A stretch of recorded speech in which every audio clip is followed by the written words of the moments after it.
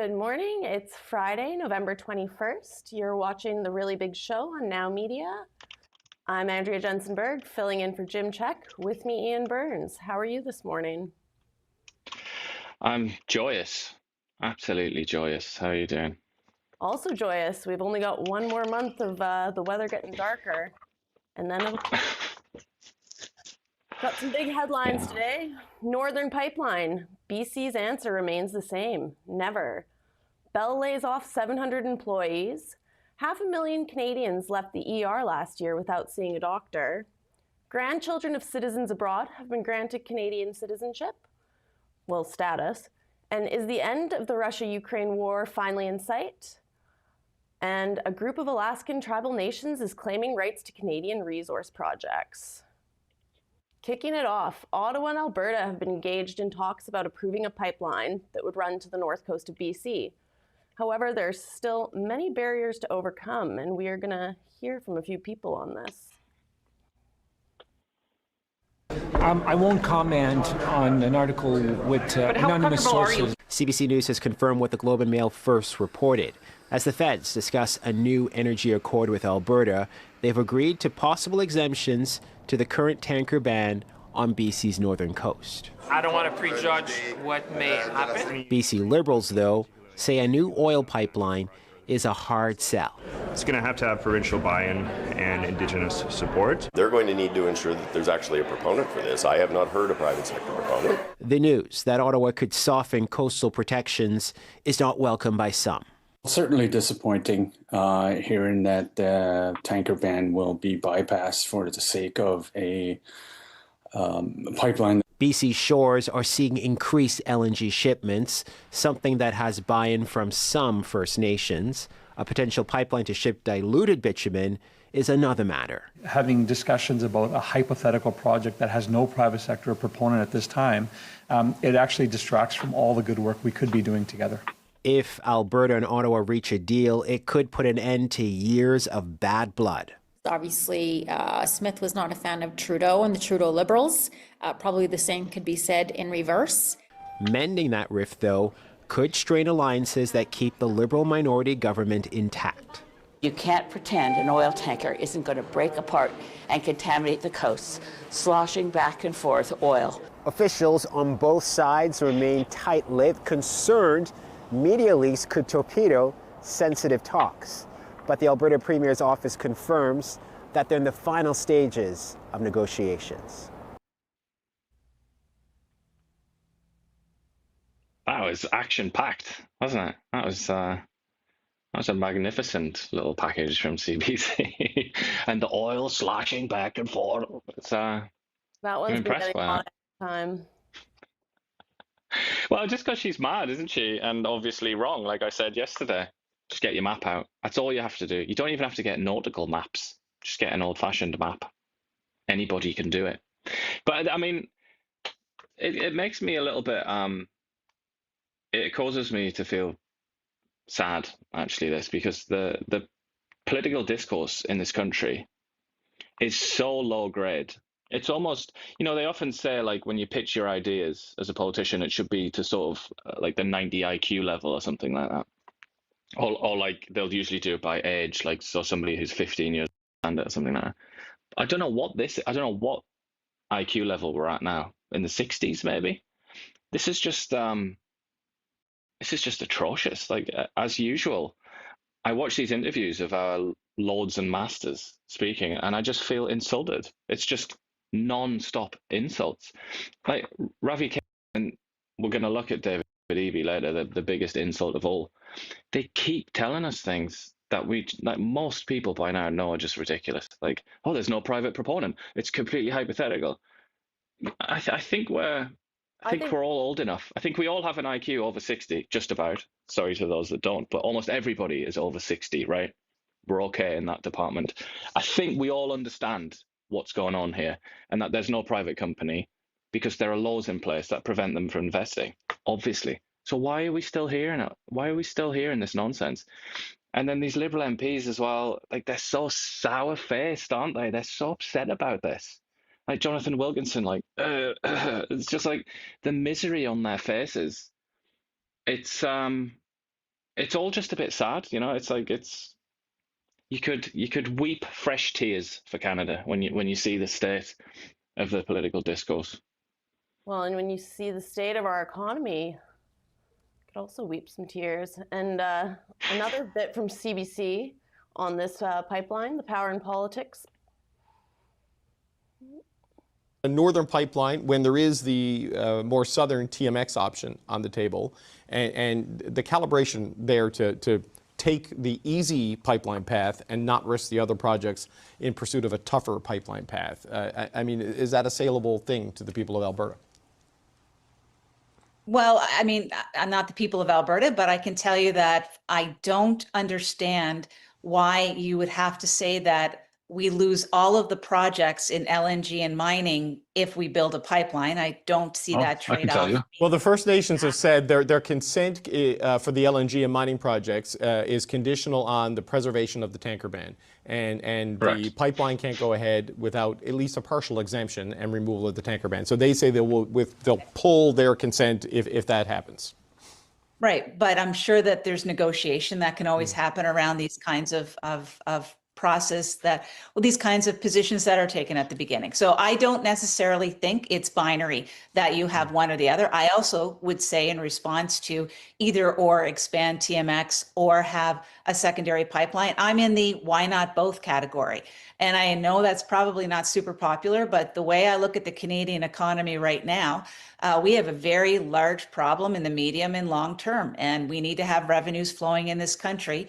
And as a result, we need to be able to tap into what we have naturally, which is oil and gas. And I'm not ashamed or afraid to say that publicly. I do think we can do this in an environmentally responsible way, taking into consideration all the concerns and get it done like we normally do in Canada. And quite frankly, our prosperity is at risk here. Our prosperity is at risk, and Alberta is looking to double oil exports by 2035, which is why they are wanting the second pipeline. So the woman that was just talking there was a Conservative Party MP and minister, I think, as well, wasn't she? Quite a senior figure within the Conservative Party. Supposed to be the right opposition to the left governing Liberals. And she was asked, like, something very, very basic, really straightforward was put to her. The First Nations have said, the coastal First Nations, that their consent for the LNG projects that BC are putting forward is conditional upon the oil tanker ban remaining in place. And her response was, well, we'll just negotiate.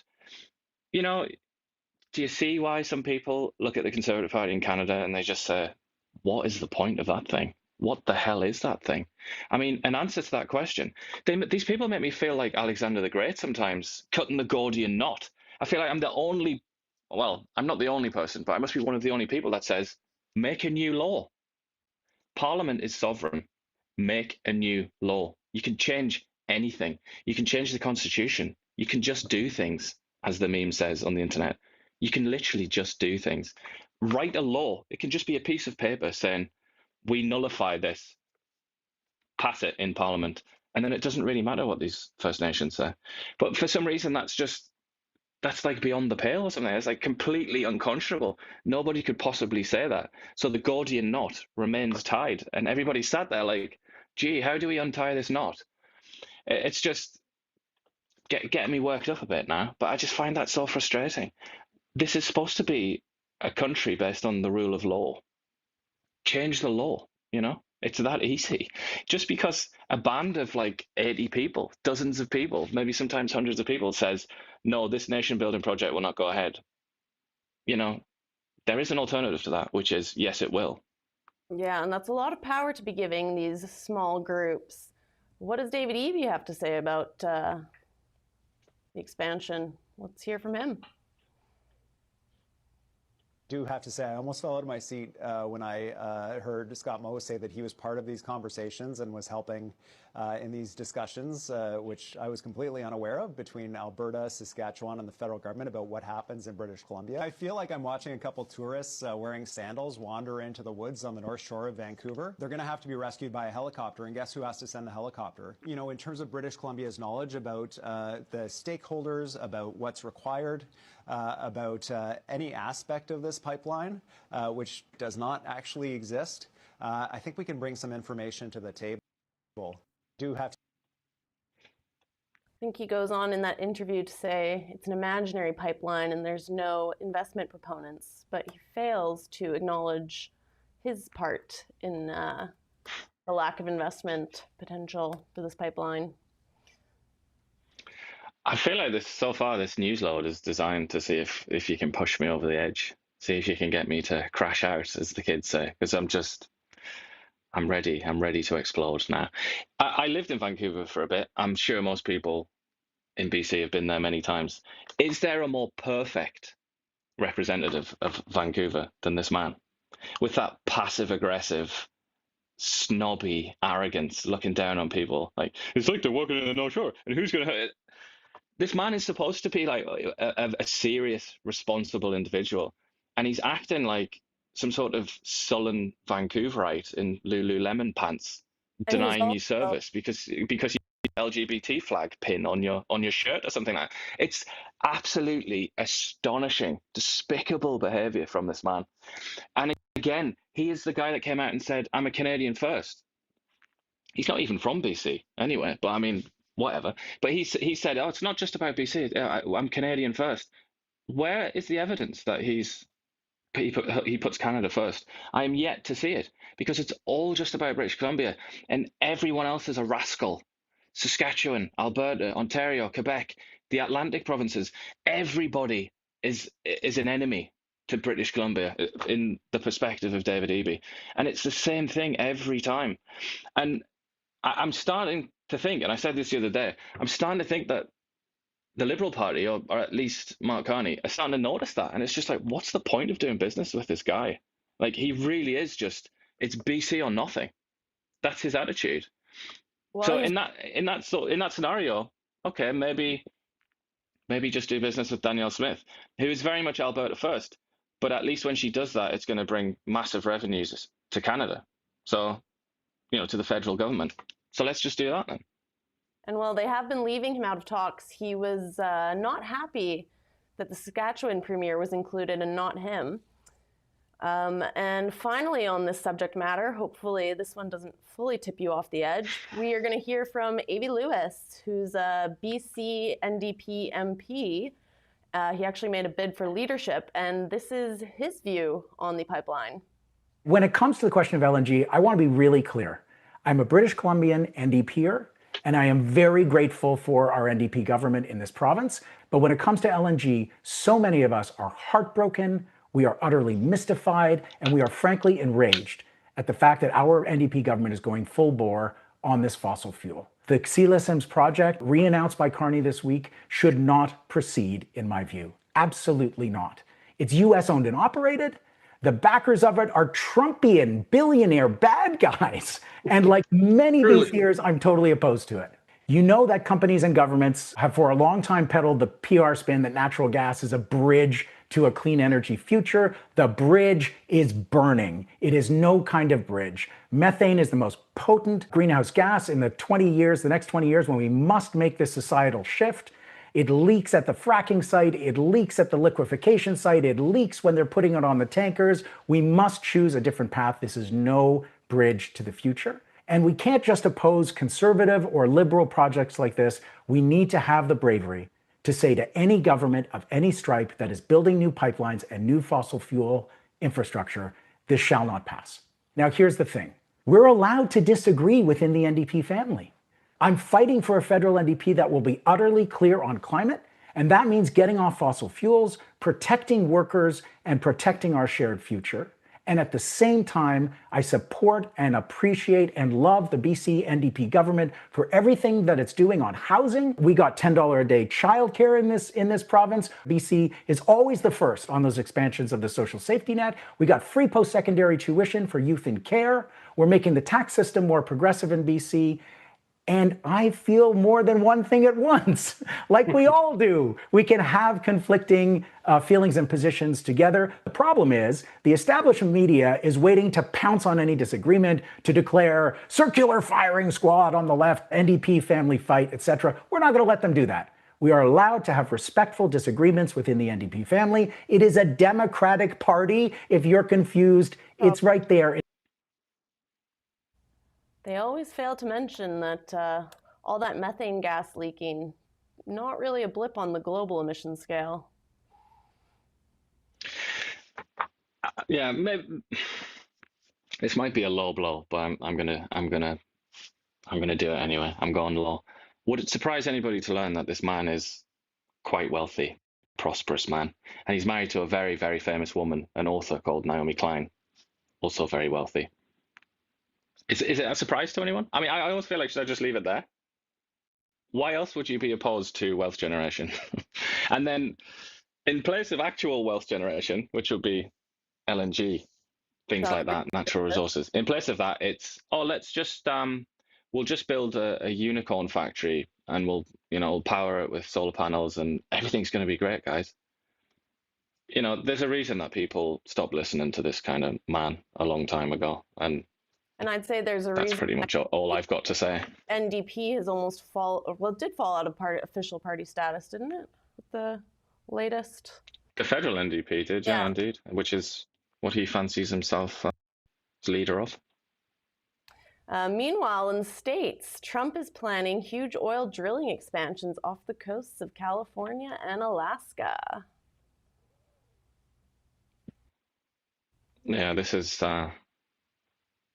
the Alaska one in particular, because they also have gas going out of there, don't they? That is a real sort of concern to BC, I think, and Canada, because we can only really export from the Pacific coast. And if we have a direct rival there, because one of the great advantages is that it's not from the Gulf of America, as I should call it now, so it doesn't have to go through the Panama Canal and mess about with that longer journey. It can just go straight up past the Aleutian Islands and all that and down to Asia. And it's a much shorter transit. That's like one of the big selling points, isn't it? When the Canadian companies go and try and get these contracts in Asia. But especially if Alaska is there, then that's... Yeah, the Panama Canal is not what it once was. Water level's dropping, so it's harder to get things through. But yeah, they're expanding, and how many years would it take us, even if we do approve this pipeline? Will they just have capitalized on our market by the time we get around to it? Well, and the Americans really aren't messing around at all. They're very, very serious about. I mean, this is the thing. It's not. A lot of people are like, "Oh, this is Trump. It's all about Trump." Not really. That's not a satisfactory explanation, really, because the shale revolution occurred under the presidency of Barack Obama, which is the most consequential event in energy in the last sort of like 50 or 60 years or something like that. That was, the Democrats are also quite sensible, at least compared to the NDP and Liberals, if you want to do a country to country comparison. So, this has been going on a while. The Americans, when it comes to energy, this is the thing. It's a bit like defense. When it comes to defense, when it comes to energy, the Americans don't mess around because they know that there's no daddy. They know that they are the daddy. Whereas in a country like this, we all secretly, in some cases, know that, we have a daddy called America who will protect us. And therefore, we can mess about with stupid things and stupid ideas, and we can not bother building a military and all the rest of it. But the Americans, they all know that that's not the case for them. Like, the buck really does stop with the Americans. So they, as a consequence, they're a bit more serious about this kind of thing. So it is of great concern from a Canadian perspective, I think. And back to Canadian news, Danielle Smith has announced that she's tabling a law called the Peterson Law after Jordan Peterson, and it's a plan to protect free expression. I thought you said freak expression. But yeah, it's It was, free speech outside of the workplace. Anything you say outside of the workplace should not have any bearing on your employment status, is what I understood this law to be proposing. It's related to all those colleges and regulatory bodies that professionals in Canada have to join and have such happy, harmonious relationships with. I mean, every professional I know in Canada just absolutely loves these regulatory bodies. They can't get enough of them. And one of the best things about them is that they will search your social media accounts, or they'll watch TV and see if you're interviewed, and if you say something that they don't like, then they'll punish you and take your license away and things like that. I mean, who doesn't love that? Pretty great, I think, anyway. And Danielle Smith has said, I mean, weirdly, she said she doesn't like that, and she said she's gonna stop that, or narrow the sort of the jurisdiction that they have, let's say, so that it's just about when they're actually at work. So if it's a doctor or whatever, just when they're in the hospital, not if they do an interview afterwards or something like that. They're not supposed to be punishable for that. But also, the Justice Minister in Alberta came out and said, it's attached, saying any training that, in his words, is intended to further a political, social, or cultural objective, which people have read between the lines and said that that's like DEI stuff, the kind of critical theory that's in recent years been sneaking into every aspect of Canadian society. So it's also that, and so that means no more gender workshops, no more transgenderism in the workplace training sessions. And the NDP obviously has come out and said that this is a law for extreme right-wing fringe people. And they've said, what it says is people should be able to say all kinds of vile, inappropriate, incorrect things outside of their professional work. So the NDP doesn't like it. Yeah, I'd say it's a free speech. Say whatever you want to outside of work. And about 500,000 Canadians left ERs without seeing a doctor last year. Just another story piling on to the failing healthcare system here. And the doctors interview, this is a CBC, they did they did quite a few freedom of information requests, I think, and put something together. So actually some good work from the CBC, which we do highlight when they're good, as well as when they're bad. But one of the doctors in the story has come out and said, very rarely does he work a shift and not see somebody that was there the previous day and had just given up the previous day, but had come back. And he says they come back much sicker, in his words, which is kind of obvious, isn't it? And I mean, much sicker, at least they're alive. Because obviously most people by now have read news stories on things like sepsis and how quickly that develops, and how, it's like time is very much of the essence with something like sepsis, isn't it? So God knows how many people have actually died while waiting. And then the other thing it doesn't account for is people that just didn't go. Like, I can say myself, a number of times I've just not gone because I just thought, like, why am I going to go there and sit down for 12 hours in, like, possibly the most miserable place in the world? Like, I'm just going to stay home and self-medicate or something. Yeah, well, there's lots of germs going about that ER department. And we've seen rolling closures here in the interior of ER departments. Yeah, so that adds. So not only do you have to wait for like 12 hours or whatever, but you in some cases have to drive 3 hours or something through the mountains because your local hospital is shut down its ER. Indeed. And J.D. Vance, the vice president, has attacked Canada's immigration insanity, which there's no doubt has put strain on our healthcare system. Yeah. Yeah, well, it's just we've got a couple of stories here about immigration. There's this one, but there's also the Conservatives have come out and highlighted the asylum system, trying to get or what they consider to be flaws in the asylum system. Yeah, but Vance, he said this kind of thing a number of times, but I think this is quite interesting because, he's displaying a bit of knowledge of Canada. Like, he's talking about CBC and stuff. It seems, even though it might sting a lot of people, it does seem like this is coming ultimately from a good place. Like, he is trying to do what he thinks is good rather than just sort of mindlessly attack Canada. I know some people will take it that way. I like the but line. Canada is an outlier. Canada's an outlier among the outliers. So even next to countries like Britain, that just went absolutely, truly insane with immigration after COVID, Canada is an outlier even compared to those countries.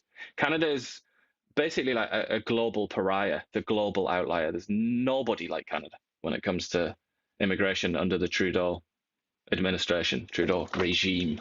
So you know, this is kind of old news to people who've been following this sort of thing. Even Justin Trudeau himself said it was insane, or he said that it was bad anyway. So yeah, we were talking yesterday, weren't we, about Canada's reputation and how it's not quite what people might think. Like this is often what I hear when I talk to people who outside of Canada, people who aren't Canadian, and talk about Canada. It's often this subject comes up, like, oh yeah, you went crazy with immigration, didn't you? It's like, indeed. And then if you point to immigration being a problem, often you're called a racist. However, I would say that even if you immigrated that number of people from America, from Britain, same problems. It's the sheer volume. It's not who we've immigrated. I've lost my slide. To be honest, there have always been opportunists. If you study any period of history, really, where migration has occurred, including Canada's early history, disruption, or earlier history, these opportunists pop up all the time. And obviously, racism or racist is a new term, relatively speaking, so it's quite a recent term. But there'd be other terms employed, like xenophobic or whatever. Used to use the term alien, so it'd be anti-alien and things like that. There have been people that have popped up all the time and tried to say that. Sometimes they would wrap it up in Christianity and say it's not Christian of you to oppose immigration. You know, so somebody like Mark Miller, former immigration minister for the Liberal Party, he might think that he's on the cutting edge of, you know, the intellect, and he might think that he's a smart guy that knows his onions, but he's just repeating what so many other opportunists throughout history have done, and that is basically to call people racist because they want to regulate how many people come into their country. And as the Canadian economy is sliding, the American economy is set to grow 4%. Got a clip to play here. You know, we've been talking about this 4% growth that we've seen in the U.S. economy over the last 6 months. I want to contrast that with what's happening in the rest of the world, where, look at, Europe is flatlined, Japan is flatlined, China's in a mini depression right now. It's pretty incredible. We're carrying the rest of the world on our shoulders, which is because of what Trump is doing. And the rest of the world has to follow his lead of lowering taxes, lowering spending, deregulating their economy.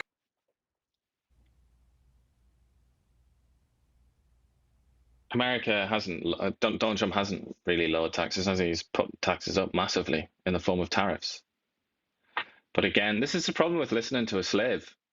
You're not going to learn an awful lot. And this guy is one of Donald Trump's personal slaves. He lives in Donald Trump's harem. So there you go. But what he does say is true, as is usual. You get a bit of truth from these people. It is true that America's looking like the strongest economy, and that somehow they get growth. You know, every other Western country is just stagnant. I mean, Spain has had some growth recently, which is quite interesting. But yeah, like Germany, like the countries that are usually compared to America are put in the same category, like Germany, France, Britain, Canada, once upon a time, Japan, it was mentioned there, China even. Well, China's a different one, but you know, they're not getting anything like what America's getting in terms of GDP growth. And not only that, but it just doesn't look like they ever will, like ever again. Can anybody imagine Canada's GDP growing by 4% in a year again? It's almost like unimaginable that such a thing would happen. Whereas America, they found a way, haven't they? Well, historically, in times of uncertainty, capital does flow towards America, or to the most sure place. So that's what we're seeing now.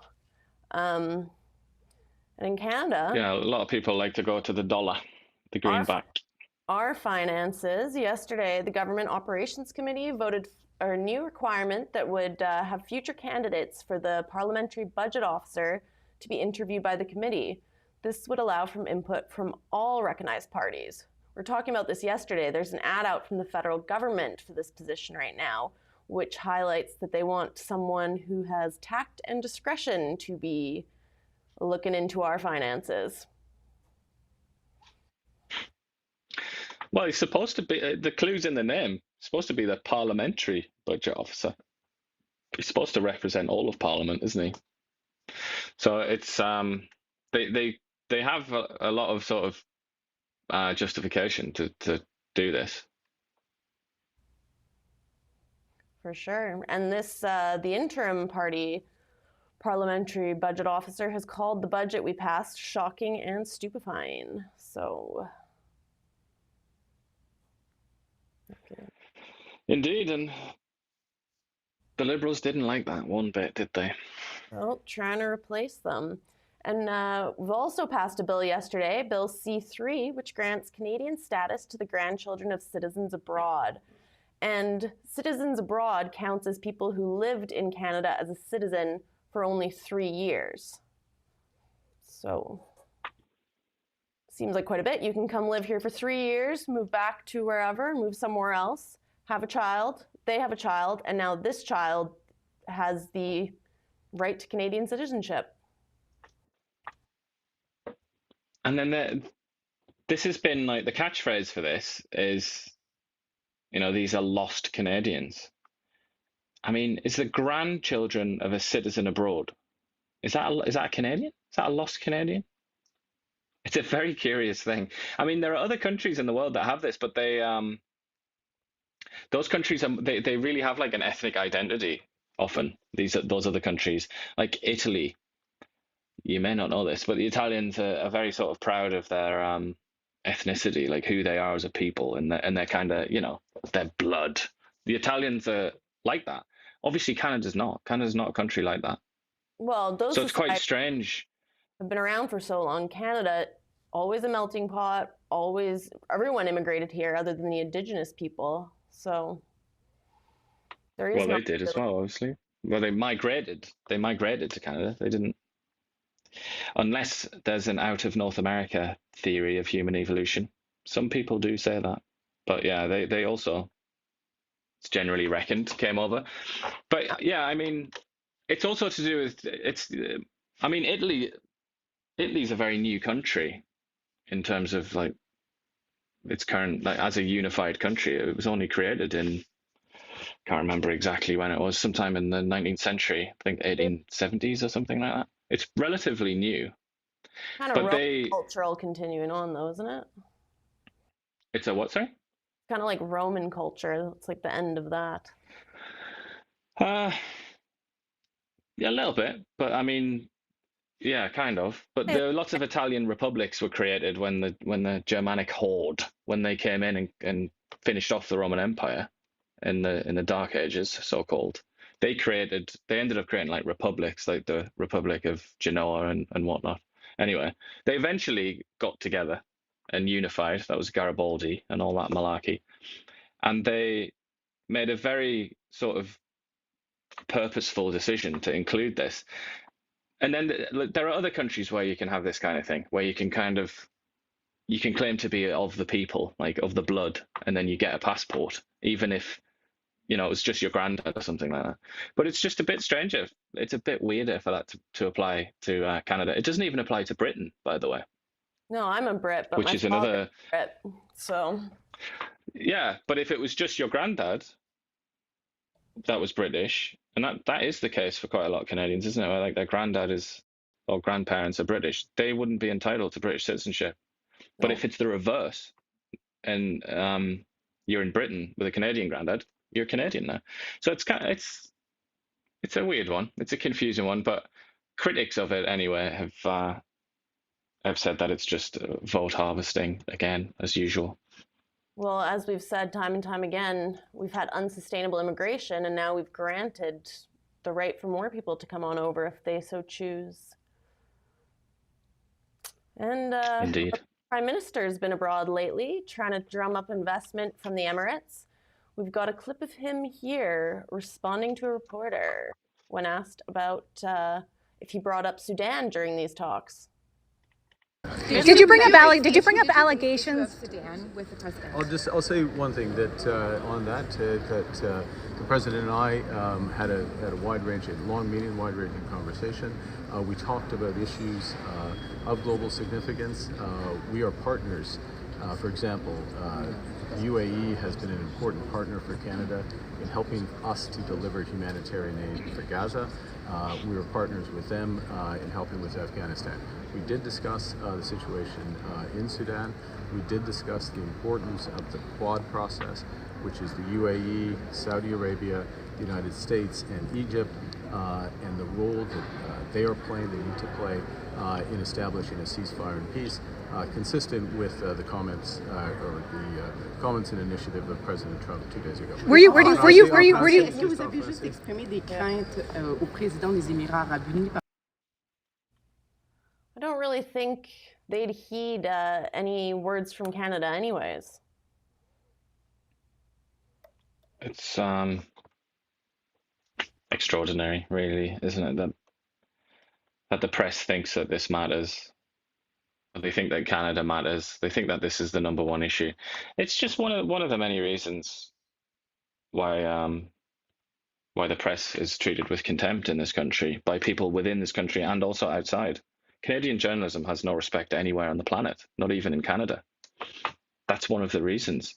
Just completely futile, stupid line of questioning.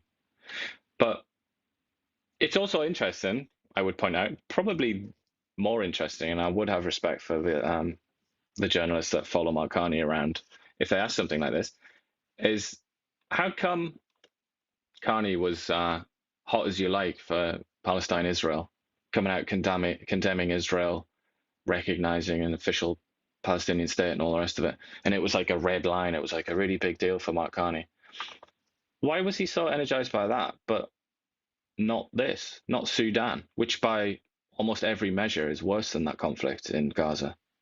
Why is he not drawing a red line there? Could it possibly be that there aren't very many votes in condemning the rapid support forces in Sudan, but there are a hell of a lot of votes in condemning Israel? Yep, and also, as we're trying to get this tariff deal done with the states, in condemning Israel, you're alienating the United States. So, indeed. But then, I mean, to sort of give it a 4D chess angle, he did talk a lot with the UAE about Palestine, and it was in all of the PR stuff that he released. And, you know, some people might argue that Carney's approach to Palestine-Israel has given him, you know, added strength when he goes somewhere like the UAE, which is pro-Palestine, has spent a lot of money on all kinds of dastardly activities in Gaza and the West Bank. Like, he can then go there and say, look, like, I'm on your side. Yeah, down with Israel. Am I right? Now, how about that investment? But I don't know. I mean, that argument that somebody would put out there to defend the Khan dog. But obviously, it hasn't hurt the US and the US's relationship with UAE. So. Indeed. And Mexico has jumped past Canada to become the US's top customer. Mexico is basically the indispensable country for America, because it's also it's just its #1 guy. It's its #1 Bezzy, even though you wouldn't guess that the way that they treat Mexico, but it's true. The Mexicans took away the #1 exporter to the US, and they took that away from Canada, and now they've taken imports as well. And the Liberal government has committed $528 million to the European Space Agency. I'm going to play a clip about this. There's some other interesting aspects to this story that'll be highlighted. The Prime Minister, who describes himself as a European, is giving $500 million to the European Space Agency to create good jobs in Europe. And it gets worse, because the Harwell Science and Innovation Campus, where the European Space Agency will be is located in the UK, is 50% owned by Brookfield. Rather than focusing on lining the pockets of Brookfield and not ripping off Canadian workers, why don't they invest in Canada? It's unfortunate the other side doesn't recognize the key role that space investments play in our country and our national innovation, especially in a critical year for space for Canada. We're sending not 1 but 2 astronauts into space. This is an incredibly exciting time for Canada and Canadians to be inspired by the potential of space and space in our economy. Okay, and I hope good. the other side reconsiders their opposition. That really made me laugh when I saw it. We're so proud. We're not sending one, but 2 astronauts into space this year from Canada. But yeah, Brookfield just keeps coming up. It's Yeah, the B word. We can't get away from the B word. Deal after deal. But they're just not engaging with it. Again, to bring up my favorite subject, faith in democracy, trust in democracy. Do you think if you just showed that, like Clockwork Orange style, to a random Canadian citizen and made them watch that, do you think that they would their trust and faith in Canadian democracy would increase or decrease? Like, asked a pretty basic question about possible corruption, I guess you would say, or something a little bit fishy. I mean, you could argue that was opportunistic as well, which it obviously was. And then the response is, "Oh, why don't you like space, dude? Like, why are you so against Canada in space?" It's like, well, how could anybody have faith in that? How could anybody enjoy that? It's just, as usual, immature, irresponsible, despicable behavior from grown men who pretend to be rulers of this country. And I don't think we even have faith in our own space program, as he said, because it was like 100 and something million that we spent on our own space program. Why wouldn't we keep this money at home and invest in Canadian space instead of sending, 5 times more over to the Europeans? Well, it's Oxford as well they're talking about there, that Harwell campus, so they can hook up with Chrystia Freeland, who's going to be living over there. It's just great time to be in Oxford. Indeed. And as we were saying, Brookfield keeps coming up and up and up again in these stories. And Prime Minister, this is a story from Holly Doan at Blacklocks again. Prime Minister Mark Carney has the highest ethics and should be commended for accumulating a large stock portfolio. His chief of staff yesterday told the Commons Ethics Committee. That's Super good. ethical. He's holding up the pound. But we're talking about Trump slaves. This guy's a Carney slave. And we're talking about ancient Rome. If he went and knocked on the door, Julius Caesar's door, and his slave answered the door, would you expect his slave to provide any information that might harm his master's reputation? Oh, God, these people are just... I don't know, do they deserve pity? They are pitiable, but I don't know if they deserve any pity. And if you're talking about belief in Canadian democracy, his own slave is running this ethics commission. What does that say about our dear government? Indeed. Yeah, it's... The Liberals, again, go back to the press. If the press was functional in Canada, the Liberals would pay a huge reputational price for all of this. But they're not paying a price because the press obviously is dysfunctional. So, we learn about it in Blacklocks. Whoever's listening to us learns about it through us. What Blacklocks have put out there. They'll know all about it in Ottawa, all the political people, but we're in a democracy. It doesn't ultimately really matter what these small numbers of people think. It's the people at large that count, and they don't even know about this. Or maybe they do know and they don't care, because obviously the Liberals just keep being elected. Well, I'm on the CBC's website right now, and there's not a mention of any of this. So, yeah. Although we're being nice to the CBC today, aren't we? Because they did have a good story about the ER. But I mean, I've just gone on that page, and it's like Volodymyr Zelensky. Well, we seem to. Why don't you push your best story that you have and put that at the top? No. And the Department of National Defence in Canada is going to hire 3,000 public servants from other departments. Joy. Yeah. Joyous. Get the. I'd be happy to do that rather than be enlisted, given a rifle. Definitely. And as we see bureaucracy expanding jobs in different sectors, Bell Canada has laid off 700 more people.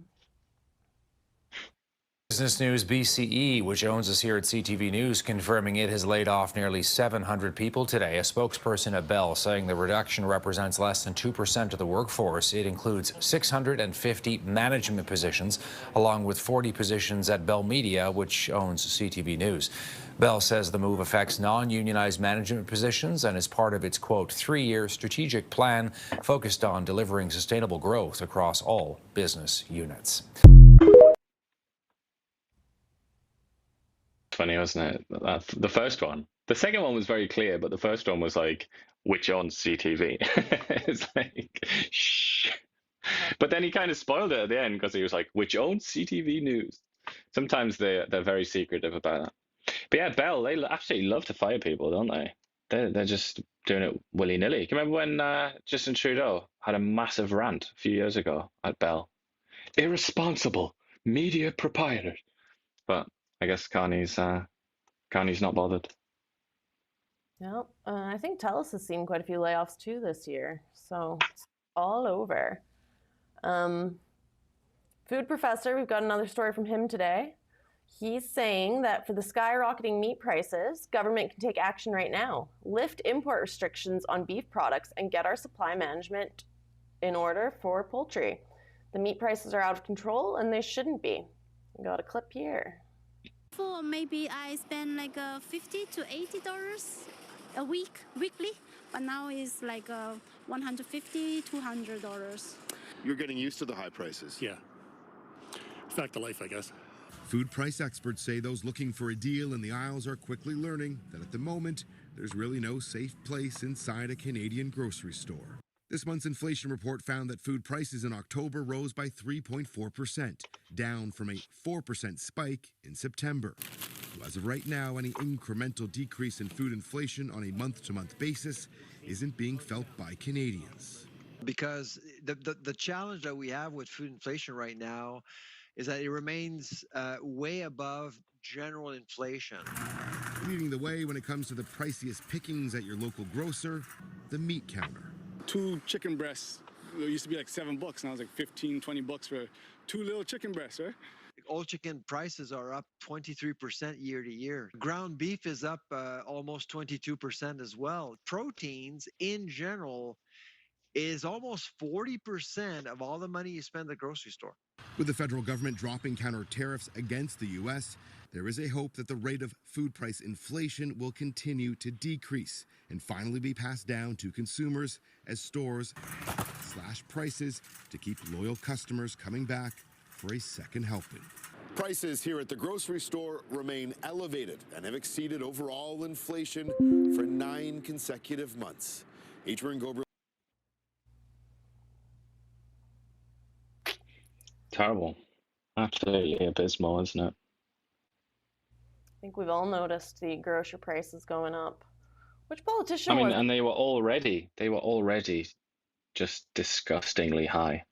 And then now they're even higher.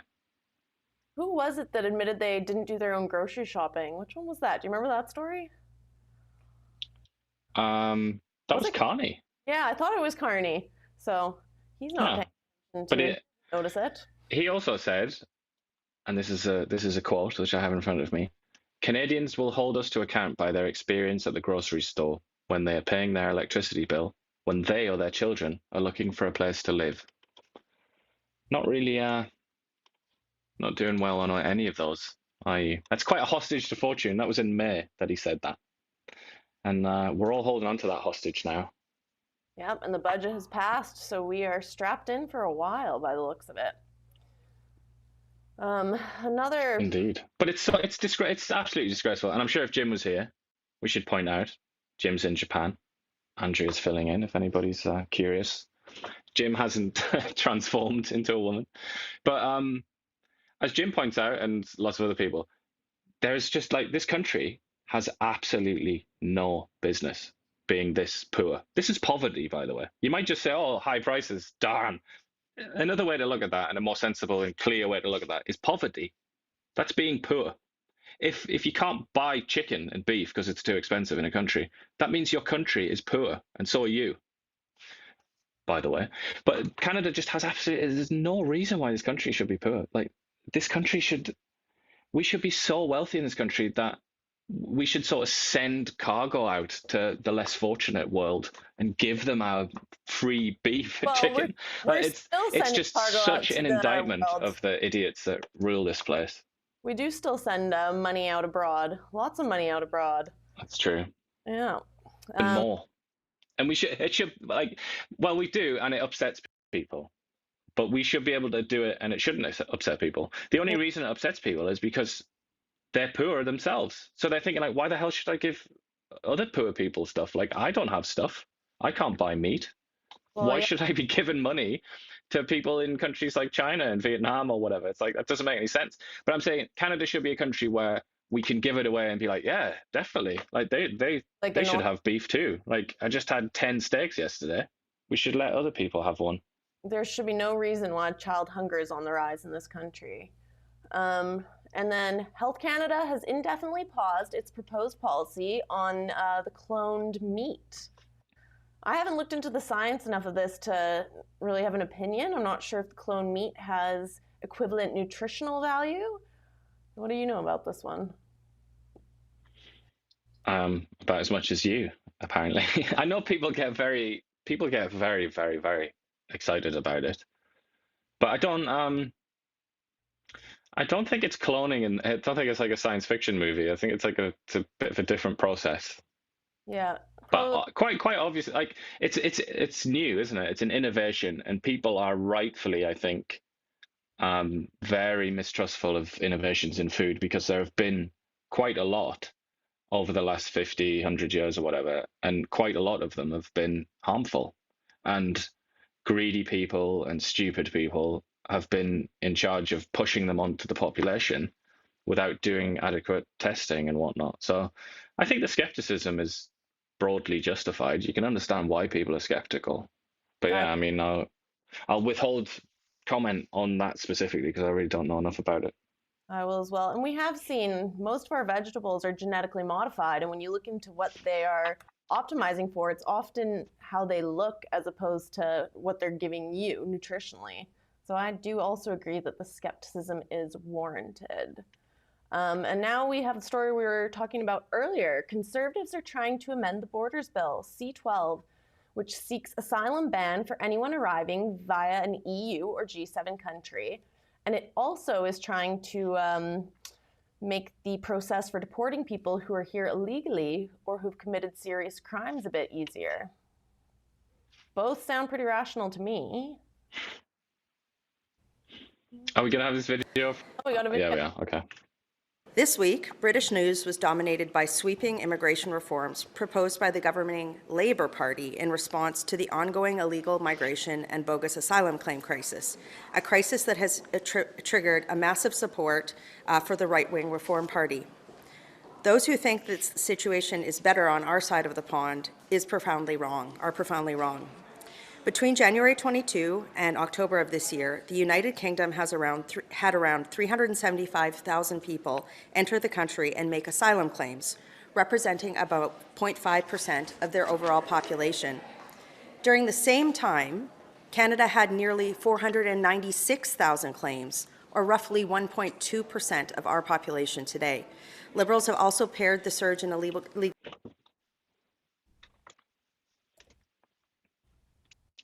Just thought that was very interesting, because usually when we hear about Britain, the UK, and lessons to be learned for Canada, usually it's precisely the wrong lesson. And usually it's like, let's do what they did 10 years ago to trash their country. But the Conservatives, in this case, seem to have discovered that the British are actually trying to fix some of the problems that they made for themselves in recent years. And I think a large reason why Brexit did pass was against the immigration, and they haven't necessarily seen the results from Brexit. Even though It just got many times worse, which is why the Conservative Party in Britain is now a corpse, soon to be completely dead and buried and forgotten forever, because they oversaw a massive expansion in immigration. The absolute fools that they are. Well, and the British people said they didn't want it, and now they're going to vote for Nigel Farage. And we'll see how that goes. Freeland also moving to the UK for her prestigious job at Oxford, as you mentioned. So, while also apparently administering billions of dollars of aid in Ukraine from Canada. But at least she's got the walk. She looks like Morpheus in The Matrix, doesn't she? Just got to have the dress being black.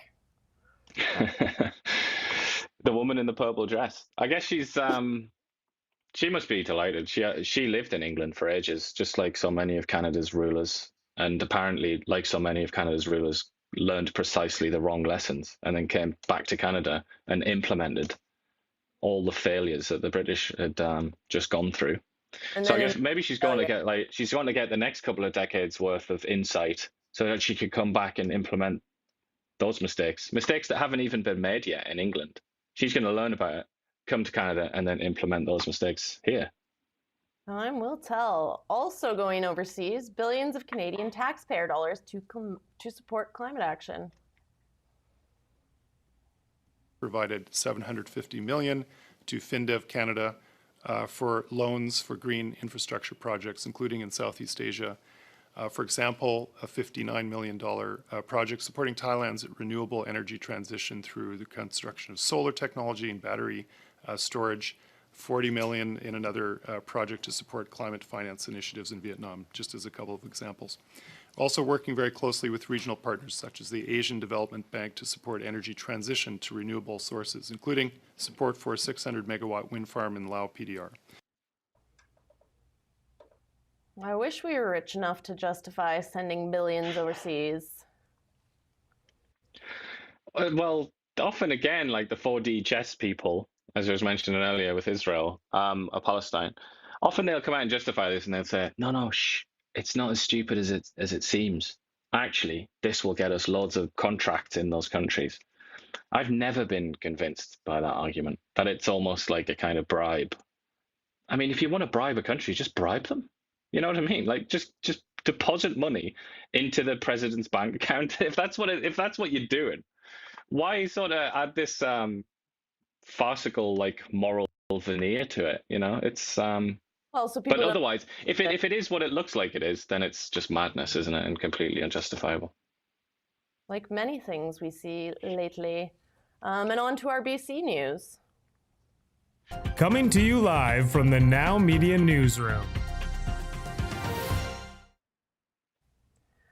And this is a big story. A group of Alaska Tribal nations is going to the BC Supreme Court to demand a seat at the table in Canadian resource development.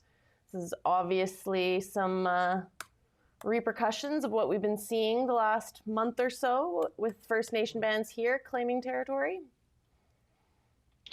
Well, it's a bit like the carbon capture people in America who've realized that the gig is up. They're not going to get subsidies anymore. It's not possible anymore. So they come to Canada. It's like where it's a paradise for that kind of thing. And they get massively subsidized by you and me. These tribes apparently have seen like, oh, hold on. I really like what I'm seeing coming out of these courts in BC and Canada. Like, let's go over there and try our luck. Like, we failed in America. Let's give it a go. And to be honest, they'll probably get whatever it is they want. I kind of hope not, because that would be yet another group involved in this pipeline debacle. So. And why not? You know, might as well let everybody join in. Yeah. And then in international news is the end of coming to you live from the Now Media Newsroom. BC was a bit skinny on the news today, but possibly good news internationally is the end of the Russia-Ukraine war finally in sight. The 28-point peace talks going through. What do you think? It's pretty rough for the Ukrainians to accept it. And Zelensky came out a couple of hours ago saying, we're either going to lose our dignity or we're going to lose America, basically. But he didn't say America. He said like one of our biggest partners or something like that. But they're being asked to shrink their army to 600,000, I think, which is not enough. I mean, that to Canadian ears, that's like, what, 600,000? Like, let's have it. That would be like the biggest army ever from a Canadian perspective, considering we can't recruit anyone. But the Ukrainians aren't going to be happy about that. Also, basically give away the whole Donbass, so Donetsk and Luhansk, and also Crimea. Agree not to join NATO or apply to join NATO. So like some other things, to sort of restrictions on the kind of equipment that they can have, I think. And then in return, they get peace. And they also get a promise from America that America will intervene if Russia attacks again. But that already existed anyway. As you don't hear that so much nowadays, but America signed an agreement decades ago pledging to protect Ukraine if it was threatened, to protect Ukraine's borders.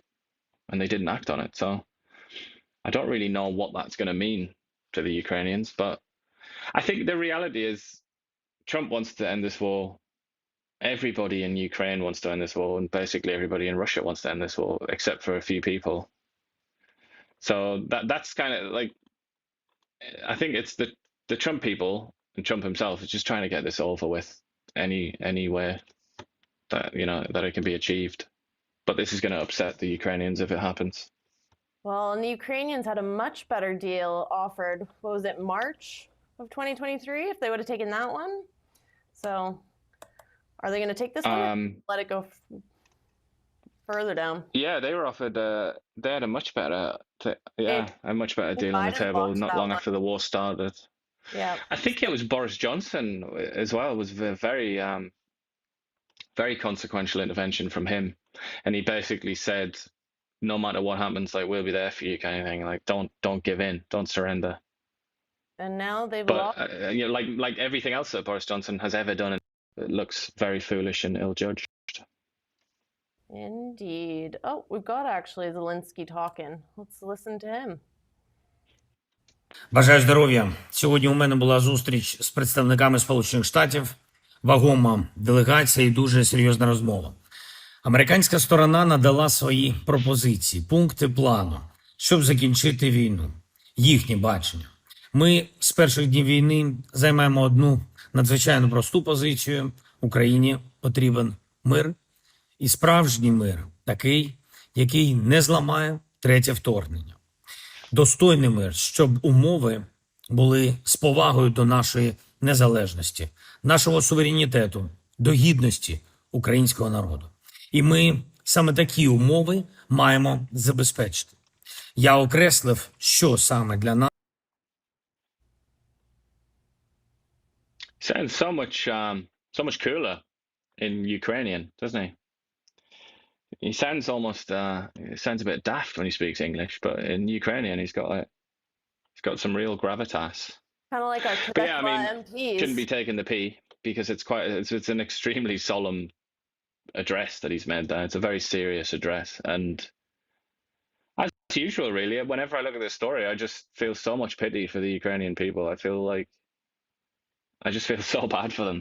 And as I've mentioned before when we've talked about Ukraine, it's just been non-stop for the Ukrainians. It's been non-stop, going back decades and centuries.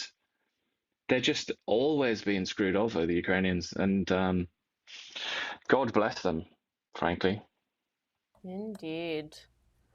Indeed. And the U.S. is to deem countries promoting diversity, equity, inclusion, mass immigration, transgender surgeries, and more as human rights violators. That's an interesting one. This is hilarious, isn't it? This just came out today, I think. This is like more bad news. The JD Vance thing, there's plenty of other things as well coming out of America. It's not good, is it? Because Canada's one of the few countries that's still going absolutely gung-ho on DEI and all the rest of that kind of, the fringe left critical ideas that originated in the American universities. The Americans have worked that through their system to some extent, at least. Canada's still feasting at the banquet, of these now discarded American ideas, and to the extent that the Americans are even saying, "Oi, like if you keep our ideas from 20 years ago, we're going to punish you." Well, And the UK could have completely avoided COVID-19 lockdowns if officials had taken the virus seriously in early 2020. An inquiry. Yeah, an inquiry, $370 million inquiry, has come out and told them what is obvious to most people in Britain, something that I've been saying for decades, which is that the British ruling class, the administrators in Britain, in the British system, are dangerously, very, very dangerously incompetent, incapable, and stupid, including this gigantic fool who you see a picture of here, who is responsible for this. I mean, I was actually in England, and in January 2020, and I can remember everything was about COVID in China, and I think it had arrived in Italy or something by that point, and they were starting to like worry about it in Italy, and in Britain, these absolute buffoons, these morons, and it's no problem for us. It's not going to be any concern for us. Obviously, like just go about your business. It's totally fine, everybody. And I think there was a little bit of like, don't be stupid and get masks or anything like that. Like, stop wasting your time. And it was the same in British Columbia and across Canada, I should say. And now, obviously, we learned from the Swedes. The Swedes actually implemented a plan that the British government had prepared years before for the possibility of a coronavirus spreading. British actually had that idea in place and then chose to ignore it because Boris Johnson is, as I say, almost dangerously stupid. The Swedes implemented it and ended up having the best results of basically anybody in the world when it came to COVID, and they didn't have to lock down. It's tragic. But this is the thing, it's like, sometimes it can just be, it feels like it's just a parlor game, or it's just like a dinner party conversation. Like, oh yeah, David Eby, as an example, like, God, he's stupid, isn't he? Or Justin Trudeau, wow, what a moron. Like, he keeps making mistakes. Like, there are very, very real consequences. It's not just like a laugh at a dinner party. It can be like the near destruction of your economy, as happened in Britain, and the deaths of God knows how many people, and so much misery inflicted on a population. Having incompetent leaders it's devastating. It's one of the worst things that can happen to your country, and it's deadly serious. And another deadly serious headline: France's top military officer called for a willingness to sacrifice children and urged cities to prepare for potential war. They're mad, aren't they, the French? Although the Swedes have been saying things like this as well. And they're not usually mad, the Swedes. But the French, I don't know, man. From day to day, you'll hear different kind of apocalyptic vision coming out of some French official. Often they come out and say something about an impending civil war and how Islamists are going to take over France and stuff like that. So, I don't know. But in this case, I don't know. I mean, it's on the face of it true, isn't it? That if you go to war, then that really does require a lot of sacrifices. And another piece of American news: Trump is going to meet Zoran Mandami, the mayor of New York, today. Go on and on. You have a person who wants to further increase taxes and devastate New York, and he wants to nationalize grocery stores and other things. I can tell you there's a lot of people who have gone into the White House before and tried to make a scene and tried to have a big PR event, and I think most of the people got laughed out of it. I mean, we saw that with Zelensky. I think I could probably name 25 people who went into the White House trying to be tough guys, and it didn't end up all that well for them. My father's, I think, performs probably better than anybody in that moment, but we'll see. I mean, my father loves New York. He cares about New York. He wants to see the best for New York, so he would have an open door, and I'm proud of him for having an open door. I don't think this is the right direction from New York. I hope this guy is a lot more bravado than he is real action, but we'll see tomorrow. And and again, this is Donald Trump at his best. If the guy wants to showboat, I think he'll showboat right back, and there's no one that does that better than the commander in chief, as you know better than anybody, Laura. Go. They're talking about like it's The Apprentice or American Idol or something, aren't they? Which I guess is not too far away from reality. Do you wrestling? But it's, yeah, I mean, I say that, and yet at the same time, obviously, I'll be watching that, and I'll get the popcorn out. So I'm as bad as everyone else, really. Yeah, and I think that mayor, he got in because citizens of New York were voting against continuing to support the war in Israel. I really think that was the key issue. Yeah, he was very anti-Israel, wasn't he? Yeah. But he was also kind of, he was offering a kind of socialism. Quite socialist, yeah. So we'll see. And I think there's an appetite for that in places like New York, because even though that's like the richest city in the world by, if you just look at the numbers, the reality of life there for day to day for a lot of people is pretty limited. It's pretty miserable for a lot of people in New York City. So, they're open to whatever. They're open to mad ideas because they're sick. They're sick of it. I think Canadians are going to get to that point sooner than later as well. And for the first time in 10 years, there were no landfalling hurricanes in the U.S. this season. That's some good news. Just kind of luck. Yeah, that is good news, isn't it? Yeah. Good luck They're there. not nice, are they, hurricanes? No, quite devastating. But we did see a fire at the COP30 climate talks. Kind of what Elizabeth May's been warning about.